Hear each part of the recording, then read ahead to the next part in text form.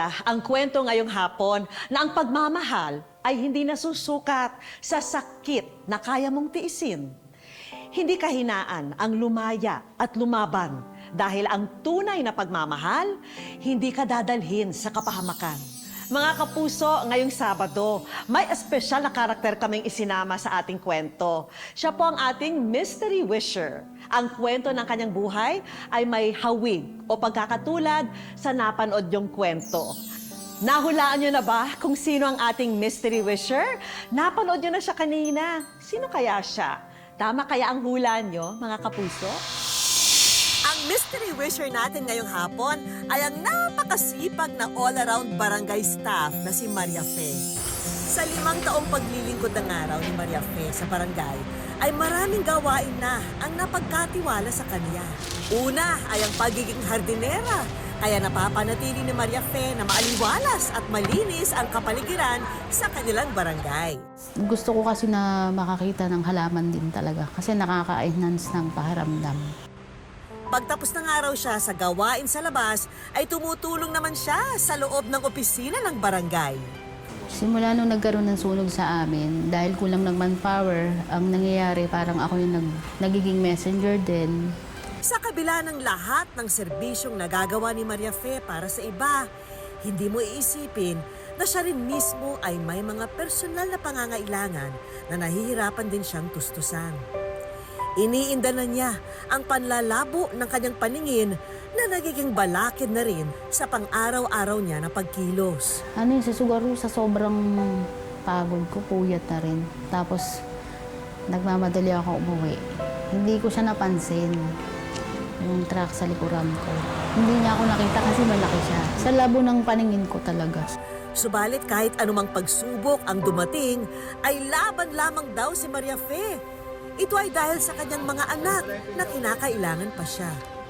Lalo na at byuda na siya dahil pumanaw na ang kanyang asawa sa ng atake sa puso. Yung 2 anak ko na lang po, isang PWD na 24 years old. Tapos yung bunso ko na nag-aaral sa Don Bosco ng vocational course.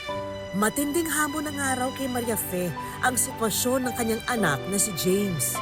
Pero siya raw ang dahilan sa lahat ng pagsusumikap ng ina. So, siyempre siya din yung nagpapalakas sa akin. Kahit hindi siya nakakapagsalita. Kasi sa kanya rin ako buhugot eh. Nagkaroon din ako ng pagkakataon na makausap ng personal si Maria Fe. Hello po! Welcome po sa Wish Ko Lang, Maria Fe. Halika na tita, kwentuhan mo tayo. Napakasipag mo pala, no? Lahat gagawin niyo para sa anak niyo. Awa ng Diyos yung 24 years, nandiyan pa siya yung PWD ko. Tsaka yung anak kong bunso, nabalaki ko naman siya ng maayos kahit wala yung tatay. Ano gusto niyo sabihin sa mga anak niyo? As long na kaya ko, sige. Basta makita ko lang na maging maayos siya. Hanggat kaya kong ibigay yung ano. Kaya pa. Ano lang ma'am, medyo emosyon lang. Kasi minsan pinangihinaan, pero laban lang. Meron naman tayong Diyos. Siyempre, nais natin na maibsan kahit papano ang mga alalahanin sa buhay ni Maria Fe. Kaya sana ay maging espesyal ang araw na ito para sa kanya. Pandagdag kita ang mga negosyo package na ito.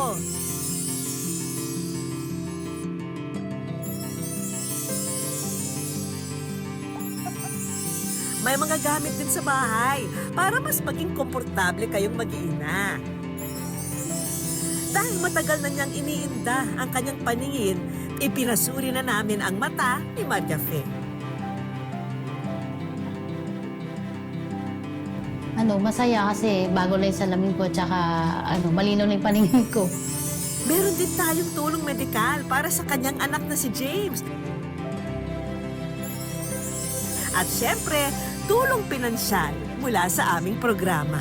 Overwhelmed naman po kasi hindi ko naman na-expect na may ganito. Bakit? Siyempre, malaking bagay. Thank you po sa inyo. Mga kapuso, lagi po nating tatandaan, hanggang hindi tayo napapagod, humiling at maniwala, hindi tayo mapapagod lumaban sa buhay. Para po sa iba pang mga kwentong itinampok ng Wish Ko Lang, i-follow lang ang Facebook page ng Wish Ko Lang at GMA Public Affairs. Mag-subscribe na rin sa GMA Public Affairs YouTube channel. At sa mga gustong matupad ang kanilang mga hiling, ipadala lamang po ang inyong wish at kwento sa amin. Ako po si Vicky Morales at ito po ang Wish Ko Lang. Wish ko lang.